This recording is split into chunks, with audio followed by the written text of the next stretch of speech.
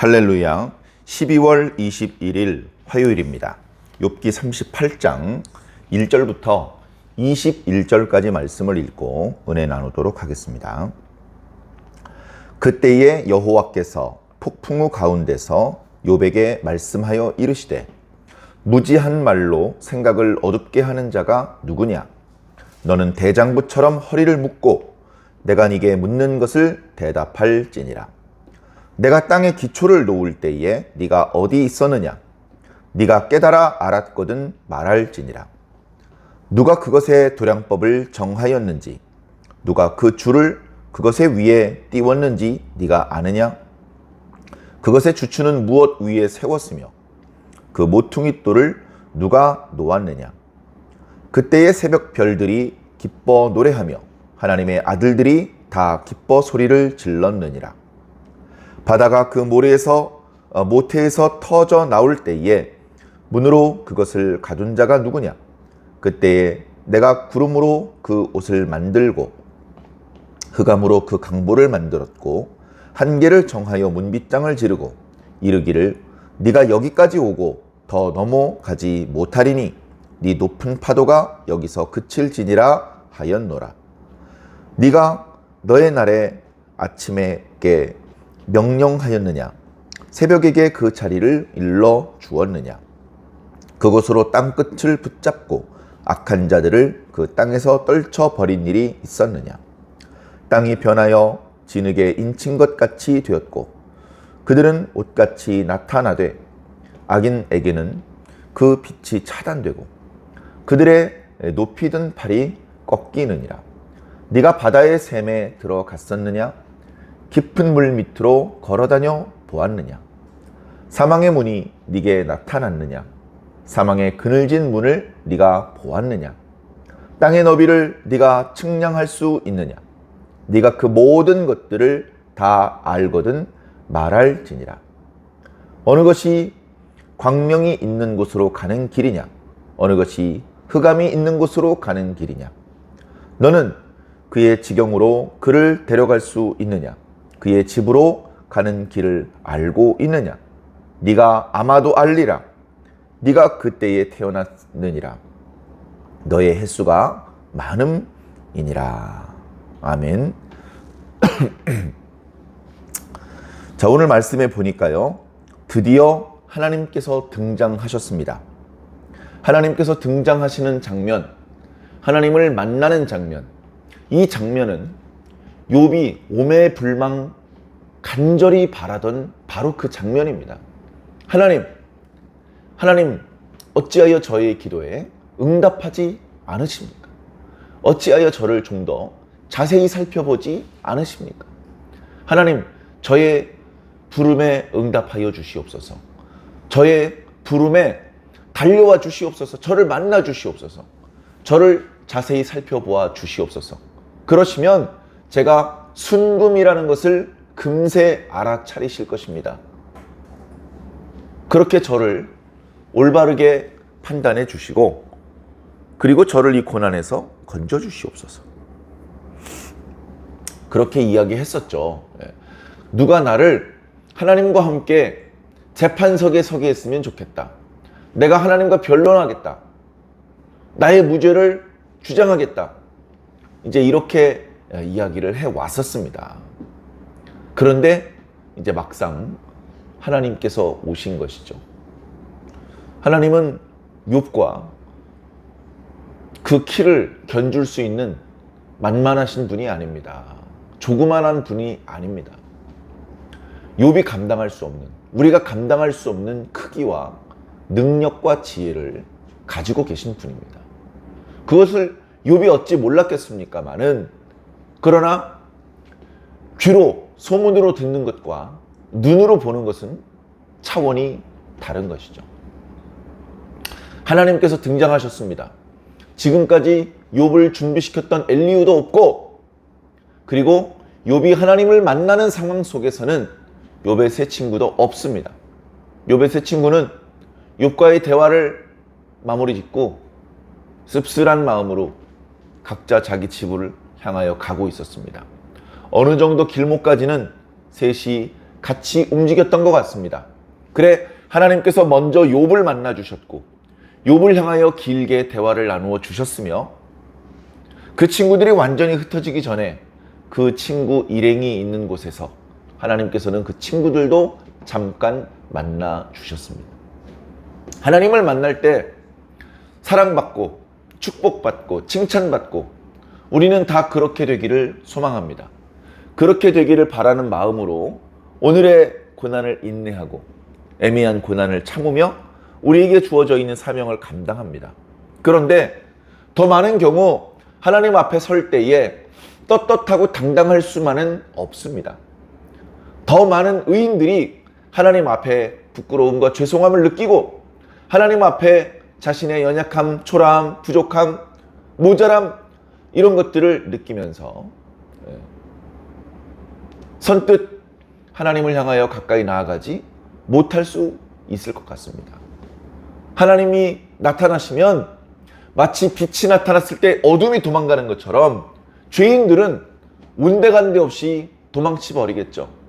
그러나 의인들조차 하나님 앞에 떳떳하고 당당할 수만은 없다는 것을 우리는 한 번쯤 생각해 보면 좋을 것 같습니다. 그러나 그렇게 하나님을 만나는 것은 부담스럽고 참 부끄럽고 죄송하고 그런 일이지만 의인들조차 하나님 앞에 서서 때로는 책망을 듣고 야단을 맞는 그런 상황이 연출될 수도 있지만 그럼에도 불구하고 하나님을 만나면 복을 받습니다. 그럼에도 불구하고 하나님을 만나면 좋아집니다. 그럼에도 불구하고 우리가 어렸을 때 멀쩡한 옷을 입고 이렇게 잘 입혀주셨는데 밖에 비가 오는데 진흙탕물에 이리저리 뛰어다니면서 놀면 노는 동안엔 잠깐은 재밌죠.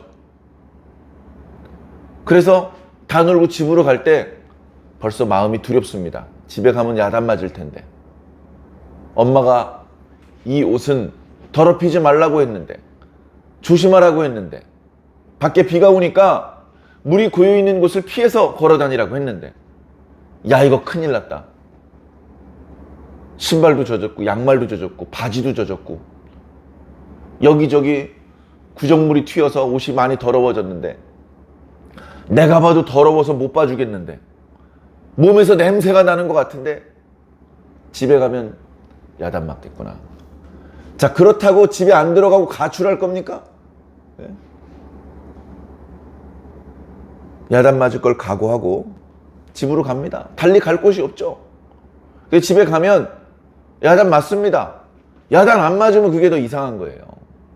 야단 맞을 줄 알았는데 엄마가 화내고 야단을 치실 줄 알았는데 엄마가 야단을 안 치시면 더 불안한 겁니다. 엄마가 야단 쳐야 되는데 생글생글 웃으면서 재밌게 놀다 들어왔구나. 옷 벗어놓고 일로 와서 간식 먹으렴? 이러면 더 이상한 겁니다. 야단을 맞죠. 너 엄마가 뭐라 그랬어? 이리 와! 그러면서 혼나지만 엄마를 만나면 방법이 생겨요. 엄마를 만나면 옷도 다시 깨끗해질 수 있고요. 엄마를 만나면 몸도 깨끗하게 씻을 수 있고요. 엄마를 만나면 배고픈 것도 해결할 수 있고요. 엄마를 만나면 따뜻하게 감기에 걸리지 않을 수 있도록 조치를 취할 수 있어요. 마귀는 우리와 하나님 사이를 이간질시킵니다. 너 옷 보니까 엄청 더러워졌구나. 너 그 상태로 하나님 만나면 하나님이 뭐라 그러시겠니? 하나님께서 제일 좋아하시는 게 뭐야? 순종이잖아. 하나님의 말씀을 듣고 순종해야 되는데 뭔 불순종했잖아 너. 하나님께서 지금 불같이 화를 내고 계셔. 어떻게 하나님께 갈 거야? 이렇게 거짓말로 우리들을 위협하면 우리는 하나님이 우리를 떠미셔서가 아니라 우리 스스로 하나님 반대편으로 가버리게 됩니다. 마귀의 거짓말에 속으면 안 됩니다. 예수님 말씀은 징하게 듣지 않더니 마귀 말은 그렇게 잘 믿습니까? 마귀의 거짓말에 속지 마십시오. 물론 우리가 죄를 범하고 불순종하는 거 잘하는 거 아닙니다. 그러나 그런 실수와 범죄가 있다고 해서 하나님을 등지고 다른 데 가서 무슨 좋은 일이 있겠습니까? 매를 맞아도 내 아버지한테 맞아야 됩니다. 길거리 불량배들한테 맞으면 안 됩니다. 욕을 먹어도 내 어머니한테 욕을 먹어야 됩니다. 그게 행복한 겁니다. 자, 하나님께서 나타나셨습니다. 하나님과 욥과의 대화입니다. 그런데 형식은 대화의 형식이지만 하나님께서 일방적으로 말씀하고 있습니다. 하나님께서 말씀하시는 말씀의 그 형식은 질문입니다. 내가 물어볼 테니까 한번 대답하여 보아라. 웬일인지 욥이 그동안 친구들의 말에 한 번도 막힘이 없었는데 하나님 앞에는 한마디도 말을 못하고 있습니다. 하나님께서 첫 마디에 이렇게 말씀하고 있습니다. 네가 누구이기에 내 생각을 의심하느냐?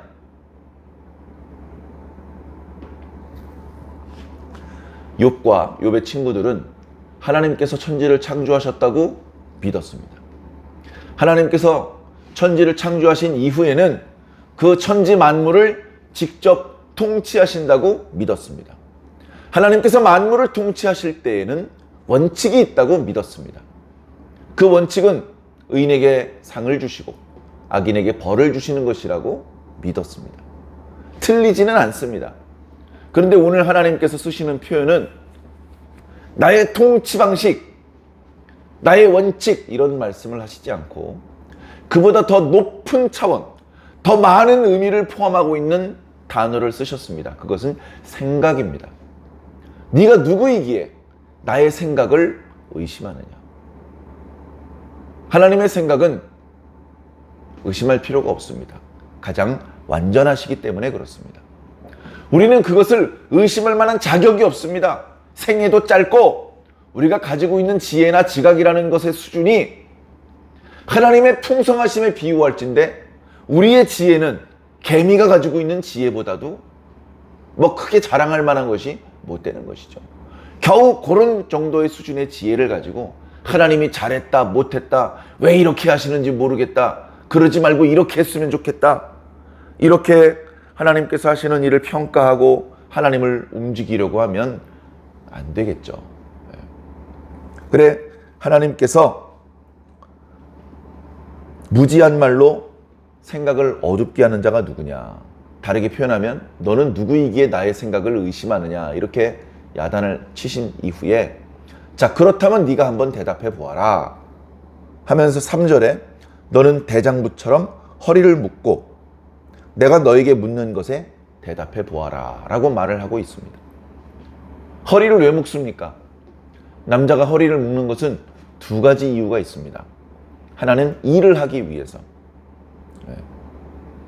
허리를 구부리기도 하고 물건을 들고 나르기도 하고 그럴 때 이렇게 펄럭펄럭하게 옷이 흐느적거리면 작업을 할 수가 없으니까 아예 옷을 벗어놓든지 그래서 영화를 보면 과거에 노예나 그런 노동을 하는 사람들 거의 우통을 벗고 있죠. 옷을 벗어버리든지 옷을 그냥 입고 작업을 할 것 같으면 잘 옷을 동여서 옷이 펄럭거려 가지고 작업에 방해가 되지 않도록 그렇게 잘 단도리를 먼저 해야 되는 것이죠. 남자가 허리를 동이는 이유는 첫 번째 일을 하기 위해서, 두 번째는 싸우기 위해서입니다. 상대와 싸우기 위해서 옷이 펄럭거리면 불리해지겠죠.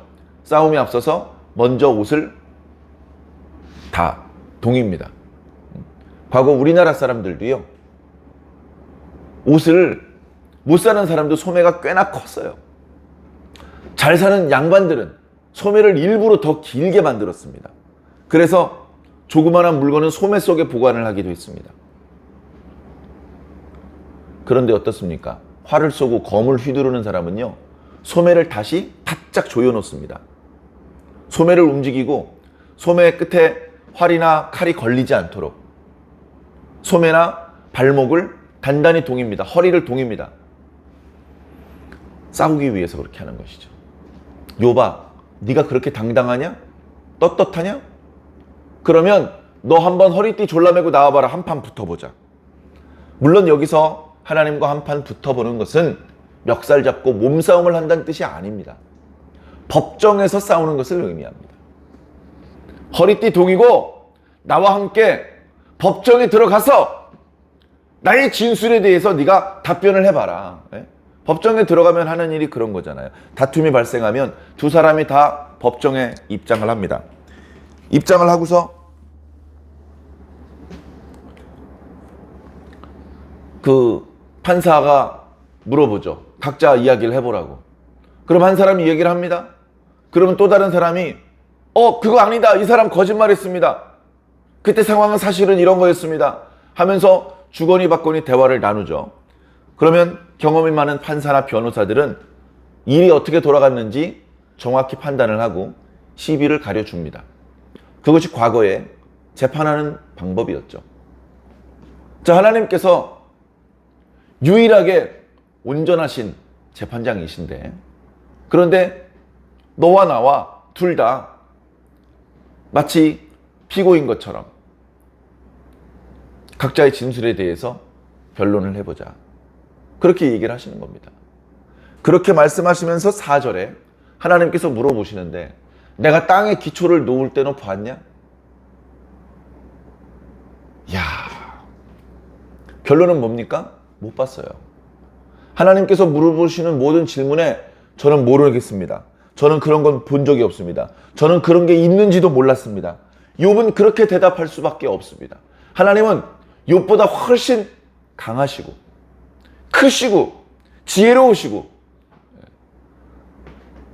뭐 시체말로 나이를 따져도 하나님은 시작과 끝을 알 수가 없는 분인데, 하나님의 나이를 창조 이후로만 계산을 해도 욥보다 수천 살을 더 잡수셨어요.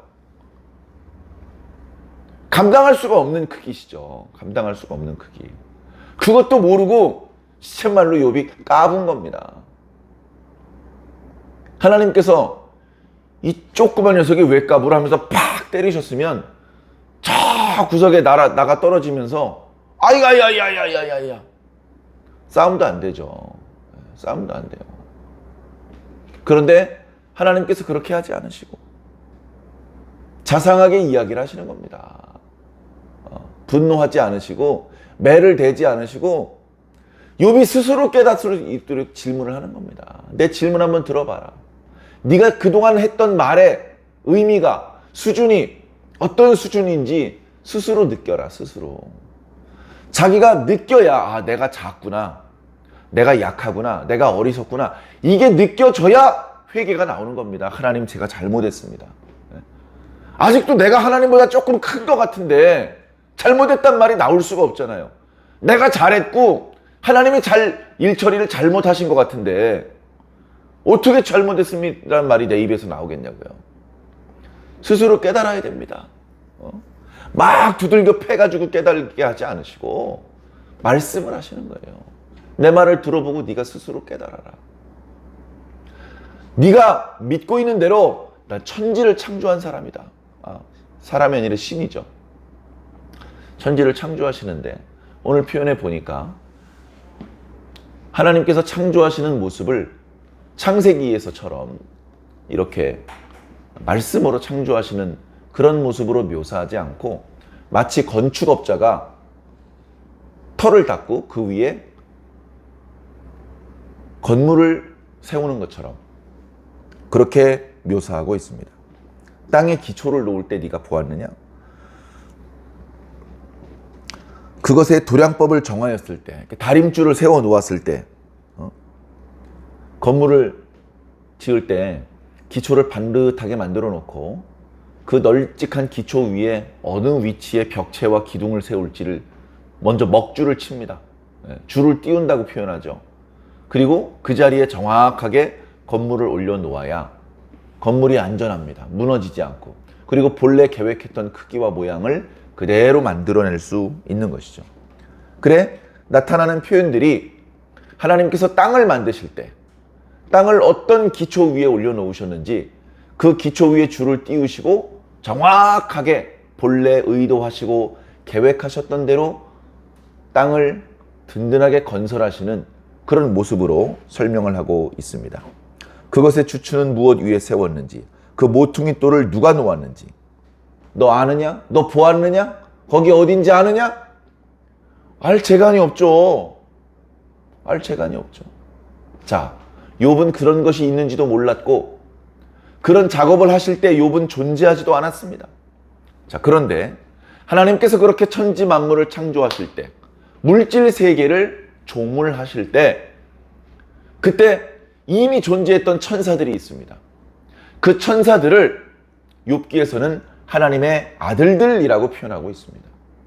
이미 1장과 2장에 하나님 주변에 많은 하나님의 아들들이 있다고 설명하고 있습니다. 그리고 지금 말씀에서도 그때에 새벽별들이 있었고 하나님의 아들들이 있었는데, 하나님께서 그렇게 천지 만물을 창조하시는 모습, 특히 땅을 건설하시는 순간에 그 하나님의 크신 능력과 지혜에 감탄하고 기뻐서 노래하였다 라고 기록하고 있습니다. 새벽별들이 기뻐 노래하며 하나님의 아들들이 다 기뻐 소리를 질렀느니라. 하나님께서 하시는 일을 보는 모든 존재는, 그가 사람이든 미물이든 천사든 다 기뻐하고 감사하게 소리치는 겁니다. 야, 넌 왜 기뻐하지 않니? 못 봐서 그런 거예요. 못 봐서. 볼까요? 예수 그리스도가 이 세상에 오셨습니다. 그걸 천사들이 보고 노래했습니다. 노래. 그 노래 소리에 목자들이 깼어요. 목자들이 천사의 지시를 받아서 메시아가 태어난 집에 갔습니다. 마구간이었습니다. 거기 가서 하나님께서 하시는 일을 보았습니다. 그 목자도 소리를 질러 하나님을 찬양하는 겁니다. 마구간에서 아이가 태어나니까 여관에 방이 없었는데 어떻게 갓난 아기를 마구간에서 보내요? 밖은 쌀쌀한데. 그래, 방을 어떻게 마련해서 방으로 들어갔습니다. 집 안으로 들어갔습니다. 마태복음에는 집 안으로 들어갔을 때 예수님을 찾아온 동방박사 이야기가 나옵니다. 하나님께서 하시는 일을 그들도 본 거예요. 소문으로 듣는 것과 눈으로 보는 것은 이야기가 다릅니다. 그들이 경배를 드렸어요. 그 어린 아이를 순산한 어머니에게, 아버지에게, 수행원들에게 경배를 드린 것이 아니고 아기에게 경배를 드렸습니다. 아기에게 예물을 바쳤습니다. 그리고 이 놀라운 일, 이 좋은 일, 우리에게, 우리 인간에게 큰 유익을 줄 수 있는 일을 행하신 하나님을 찬양했어요. 하나님께서 하시는 일을 보면 찬양하게 됩니다. 기뻐하게 됩니다. 조금 있다가 하나님께 야단을 맞을 걸 알면서도 하나님을 만나면 기뻐하고 감사하게 됩니다. 왜? 하나님을 만나면 좋은 일이 생겨요. 하나님은 죄를 용서하시고 화를 복으로 바꾸시고 죽음을 생명으로 바꾸시는 분입니다. 하나님을 만나야 됩니다. 마귀의 거짓말에 속으면 안 됩니다. 하나님께서 땅을 지으시는 모습 관련해서 욥에게 물어봤는데, 괜찮으니까 네가 내 물음에 답을 알겠거든. 내 말을 중간에 제지해도 되니까 대답을 해보아라. 욥이 아무런 제지를 할 수 없었습니다. 욥이 친구들과의 논쟁에서 콧대를 세웠을 때, 팔을 허리 위에 올려놓았을 때와 얘기가 다릅니다.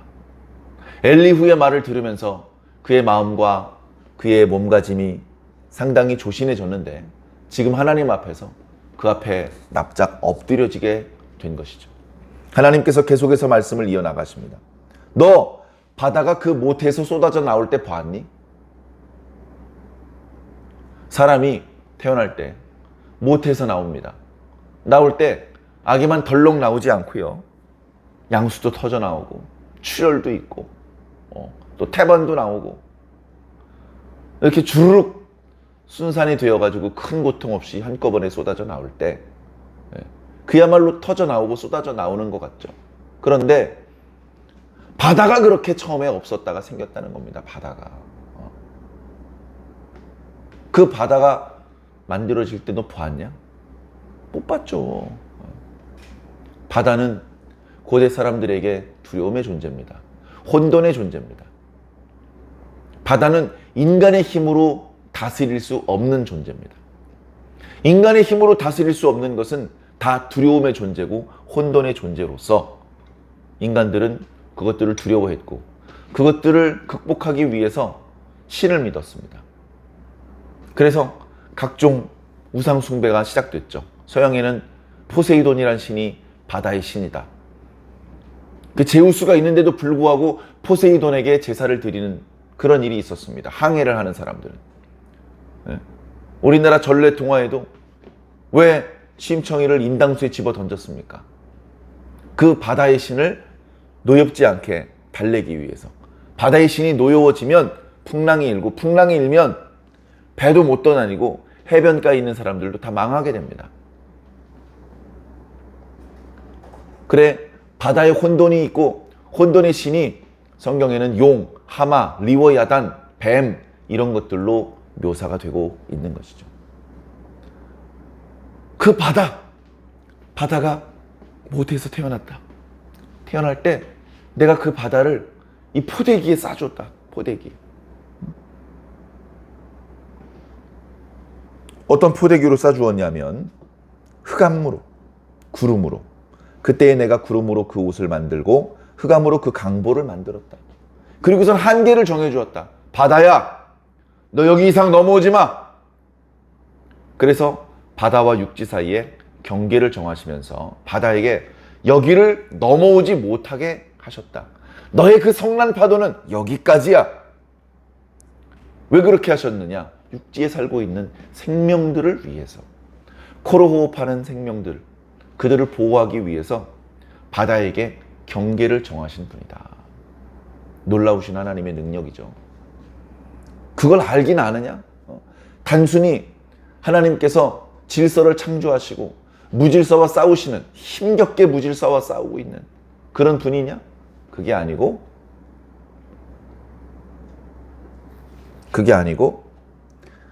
바다가 생겨날 때부터 보셨고 바다를 감싸시고 바다가 넘어오지 못하게 경계를 정하신 분이다. 그러면서 또 말하죠. 너는 너의 날에 아침에게 명령을 내렸느냐? 새벽에 그 자리를 일러주었느냐? 그럴 수가 없죠. 야, 새벽아 뭐 하느냐? 빨리 동을 틔워서 주변을 환하게 만들어라. 이런 명령을 내리실 수 있는 분은 하나님뿐이십니다.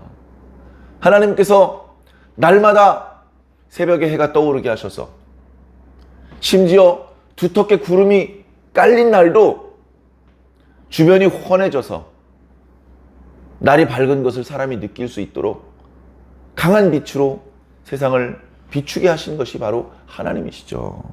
요비한 것이 아닙니다. 그곳으로 땅끝을 붙잡고 악한 자들을 그 땅에서 떨어버린 일이 있느냐? 악인 가지고 너 씨름하지? 누가 악인이네, 악인이 처벌을 받아야 되는데 못 받고 있네, 너 그러고 있지? 나는 어떤 신이냐면 이 땅을 마치 보자기처럼 생각한다. 그래서 보자기에 먼지가 묻었을 때 보자깃을 번쩍 들어서 펄럭펄럭 털어버리면 보자기 끝에 있던 먼지가 떨어져 나가는 것처럼 이 땅 끝에 죄인들을 떨어버리는 신이다 나는. 너 그런 적 있느냐? 없죠.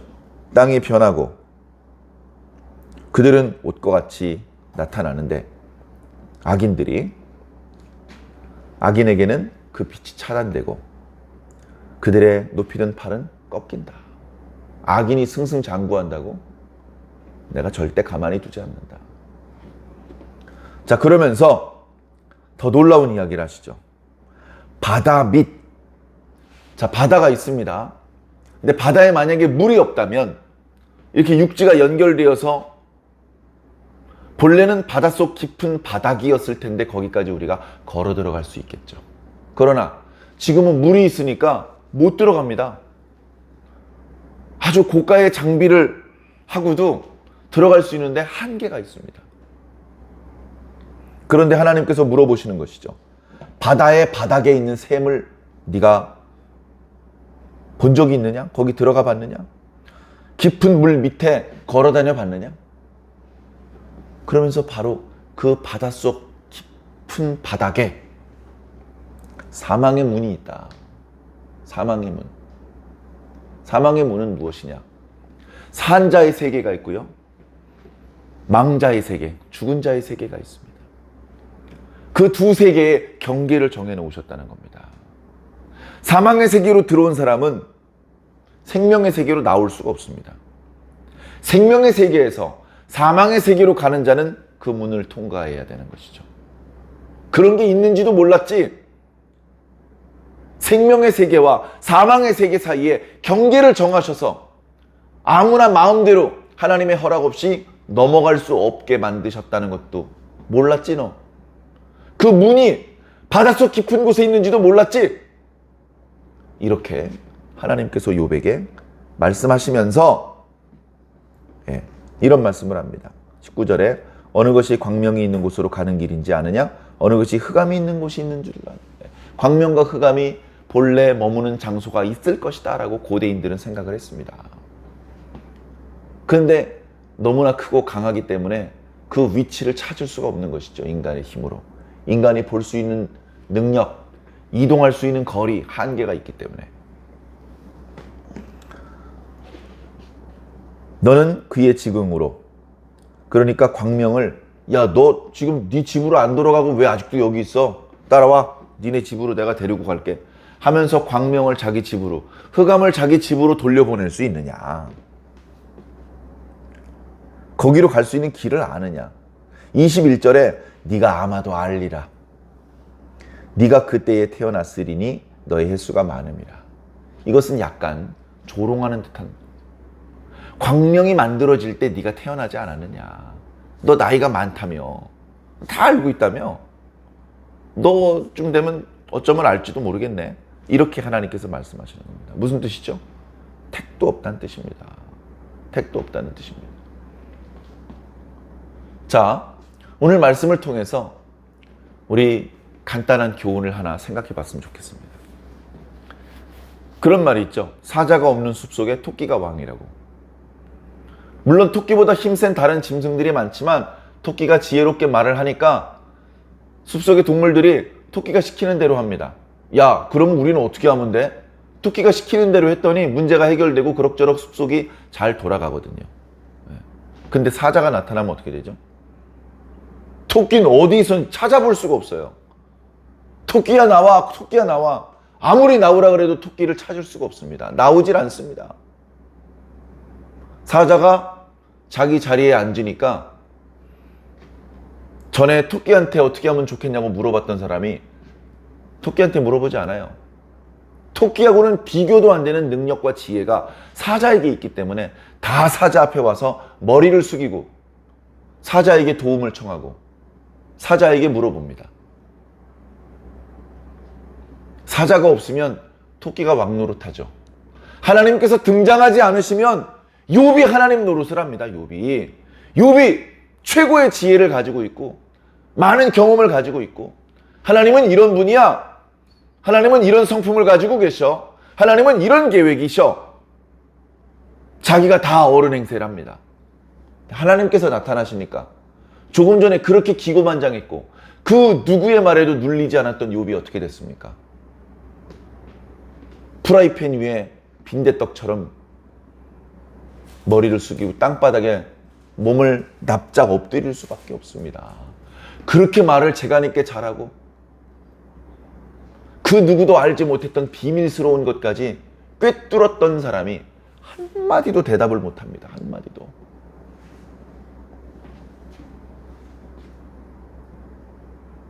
빛이 있어야 자기가 어두움인 걸 깨닫습니다. 진짜 힘이 센 분을 만나야 자기가 약하다는 것을 깨닫고 진짜 지혜로운 자를 만나야 자기가 어리석은 자라는 것을 깨닫는 것입니다.